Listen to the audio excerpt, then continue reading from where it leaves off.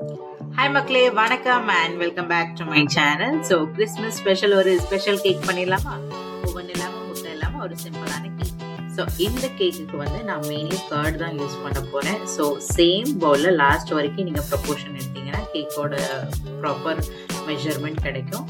So இதுக்கு வந்து ஒரு பவுல்ல கர்டு நல்லா கெட்டி தயிர் எடுத்திருக்கேன்.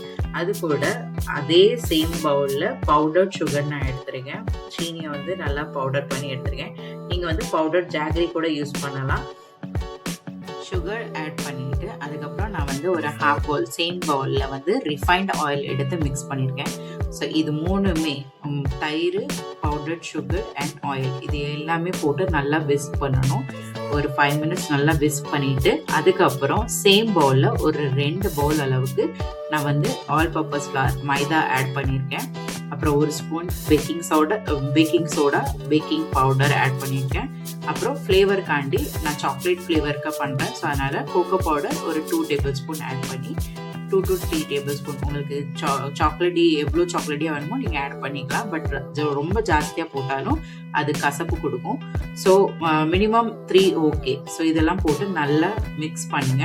ஸோ இந்த மாதிரி கெட்டியாக வரும். ஸோ இந்த மாதிரி கெட்டியாக வரும்போது நம்ம ஆல்ரெடி காய்ச்சி ஆற வச்ச பாலை வந்து கொஞ்சம் கொஞ்சமாக விட்டு நம்ம வந்து மிக்ஸ் பண்ணணும். லம்ஸ் இல்லாமல் நல்லா மிக்ஸ் பண்ணிக்கணும்.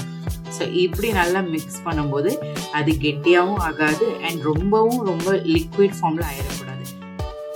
லம்ஸ் இல்லாத அளவுக்கு கொஞ்சம் நல்லா விஸ்க் பண்ணிட்டு அதுக்கப்புறம் நம்ம வந்து ஆல்ரெடி வந்து குக்கரு இல்லைன்னா கடாய் எதுனாலும் நீங்கள் ப்ரிஃபர் பண்ணிக்கலாம். அது வந்து ப்ரீஹீட் உப்பு போட்டு ப்ரீஹீட் ஒரு 5 to 10 மினிட்ஸ் சூட் பண்ணுங்கள். அதுக்கப்புறம் ஒரு கண்டெய்னர் இல்லைன்னா ஒரு டிஃபன் பாக்ஸில் இப்படி பட்டரை வந்து நல்லா தடவிட்டு அப்புறம் கொஞ்சம் மைதாவை வந்து இப்படி லைட்டாக டஸ்ட் பண்ணணும் இதில் காட்டியிருக்க மாதிரி.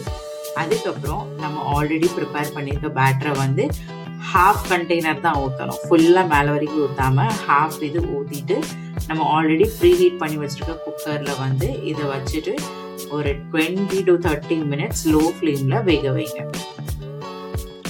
ஸோ நான் ஆட் பண்ண மறந்துட்டேன். நீங்கள் வந்து டாப்பிங்ஸ் வந்து எது வேணாலும் நீங்கள் போட்டுக்கலாம். நான் வந்து இதில் சாக்கோ சிப்ஸ் ஆட் பண்ணியிருக்கேன். ஸோ நீங்கள் ட்ரை நட்ஸ் கூட ஆட் பண்ணிக்கலாம். இல்லை டூட்டி ஃப்ரூட்டி, ட்ரை ஃப்ரூட்ஸ் இது எதுனாலும் ஆட் பண்ணிக்கலாம்.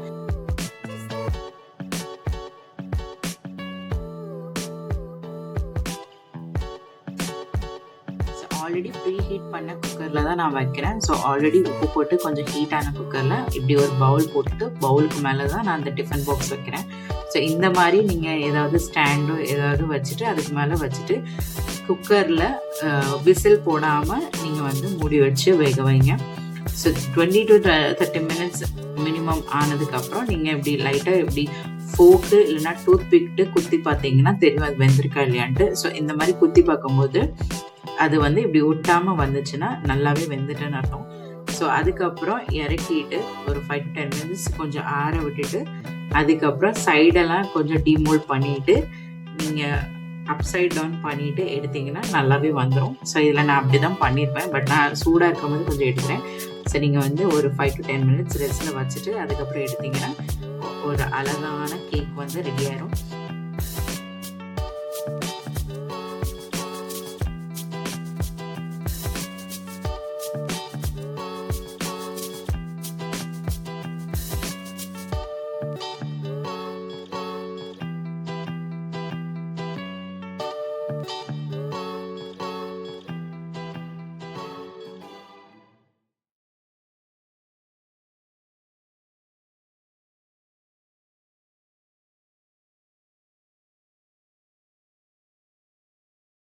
ஸோ ஃபைனலாக நம்ம கேக் ரெடி ஆயிடுச்சு. ஸோ இந்த கிறிஸ்மஸ்க்கு நீங்கள் ப்ளம் கேக் தான் செய்யணும்னு அவசியம் இல்லை. இந்த மாதிரி சிம்பிள் அண்ட் ஈஸி கேக் வீட்டில் செஞ்சு சாப்பிடலாம். ஸோ ட்ரை பண்ணி பாருங்க. பிடிச்சிருந்தா லைக் பண்ணுங்க, ஷேர் பண்ணுங்க, சப்ஸ்கிரைப் பண்ணுங்க. அண்ட் மெரி Christmas to all and take care. Bye bye.